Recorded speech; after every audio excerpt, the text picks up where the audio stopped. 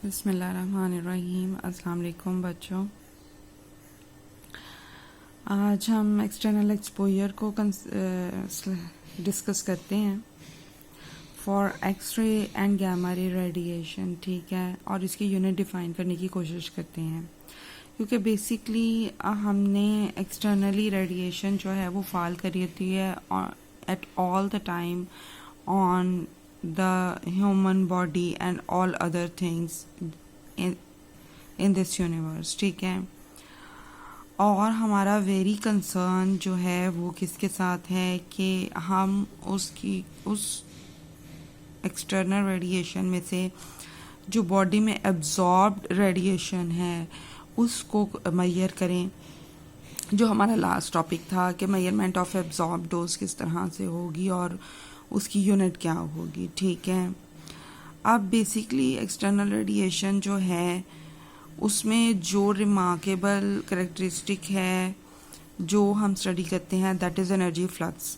आपको पता है इलेक्ट्रिकल फ्लक्स और मैग्नेटिक फ्लक्स की तरह एनर्जी फ्लक्स भी energy falling on an area कहलाती है, एनर्जी फ्लक्स होता है।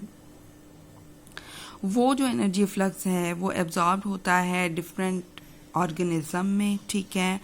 अब वो एक्सटर्नली उसके ऊपर फॉल कर रहा है, उसका एक्सटर्नली फॉल करना जो है या जो एनर्जी फ्लक्स है वो डिपेंड कर रहा है टाइप ऑफ रेडिएशन से, क्योंकि टाइप ऑफ रेडिएशन डिफरेंट होगी, एनर्जी डिफरेंट होगी।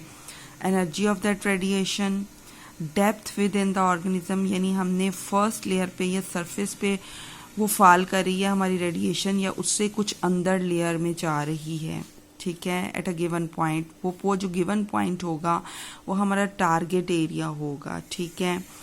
वो जो टारगेट एरिया है उस पॉइंट पे हमें एब्जॉर्ब डोज रिक्वायर्ड है, ठीक है। तो बेसिकली ये एनर्जी फ्लक्स है, ये एक्सटर्नल रेडिएशन है, वो डिपेंड कर रही है, एब्जॉर्ब डोज जो है वो डिपेंड कर रही है type and energy of radiation पे, depth within the organism और the point at which the absorb dose is required. Fourthly elementary constitution of absorbing medium, कि वो किस किस्म के मटेरियल से बना हुआ है, and that point is very important. इसलिए कि डेप्थ में भी हमारे पास रेडिएशंस चली जाती हैं, electromagnetic in type, all the radiations are mostly radiations are electromagnetic in type, और एनर्जी भी हमारे पास हाई एनर्जी रेंज में होती है। बट एब्जॉर्बिंग मीडियम किन मटेरियल से मिलकर बना है that is very important thing for absorb dose for exposure unit, ठीक है। फॉर एग्जांपल हमारे पास बोन्स अगर हैं तो वो कैल्शियम और फॉस्फोरस से बनी होती हैं and that are higher atomic numbered elements, ठीक है। जबकि सॉफ्ट टिश्यूज जो उनसे होते हैं वो organic material, carbon, hydrogen, oxygen, nitrogen से बने होते हैं, ठीक है। सो तो जो हैवी एटॉमिक नंबर के एलिमेंट्स हैं वो ज़्यादा एनर्जी एब्जॉर्ब करते हैं क्योंकि वो हायर एनर्जी इलेक्ट्रॉन्स वहाँ पे मौजूद होते हैं and they have ability to absorb high energy radiation और absorb dose from X ray per unit mass, ठीक है, as compare to the soft tissues. इसी वजह से X ray field to which organism में बी एक्सपोज्ड, हमारे पास मतलब वो एक्सरे फील्ड जो कि किसी भी ऑर्गेनिज्म को इफेक्ट कर रही है that is called exposure unit. इसकी यूनिट जो है हमने स्पेसिफाई कर दी एक्सपोजर यूनिट में। क्या है एक्सपोजर यूनिट? ये एक रेडियोमीट्रिक यूनिट है। Radiometric mean radio related to radiation, metric mean to measure, यानी कि रेडिएशन को मैयर करने के लिए है रादर देन डोजीमीट्री, यानी कि ये डोज अप्लाई करने, डोज को मैयर करने के लिए नहीं है, ठीक है। यूनिट डोज से रिलेटेड नहीं है बल्कि रेडिएशन से रिलेटेड यूनिट है।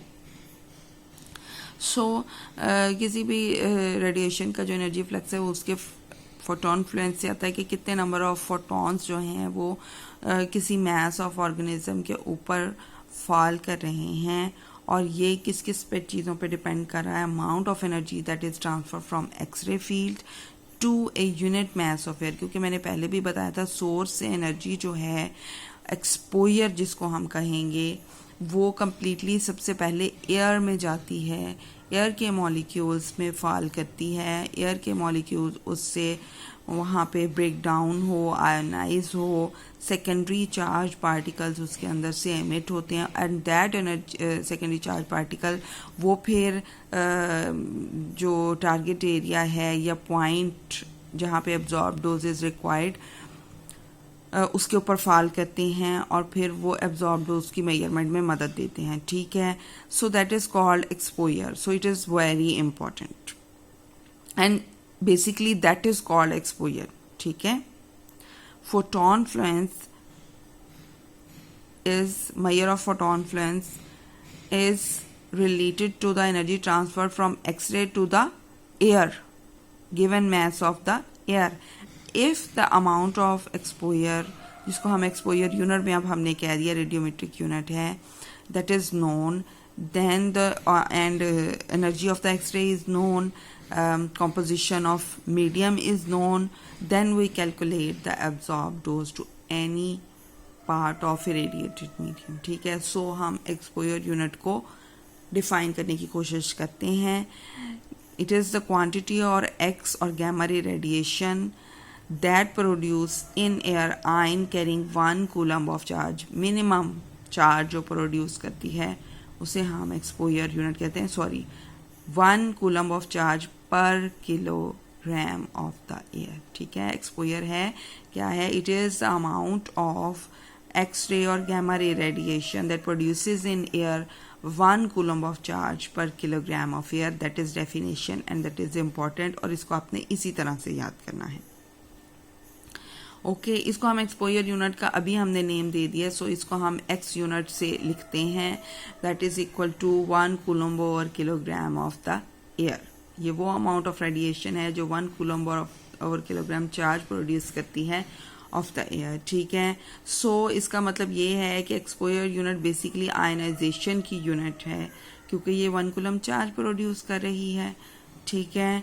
और चूंकि इस तरह से आयनाइजेशन से इसको मैयर कर देना हमें मालूम है कि कितनी एनर्जी एब्जॉर्ब हो, तो फिर एक जो मॉलिक्यूल है एयर का वो आयनाइज हो सकता है. लिहाजा अगर 1 आयनाइजेशन प्रोड्यूस हुई है तो इतना कूलम्ब चार्ज होगा, ठीक है. अगर 2 आयनाइजेशन है, इस तरह से इसको मैयर कर लेना आसान होगा, ठीक है. अगर हम बहुत ज़्यादा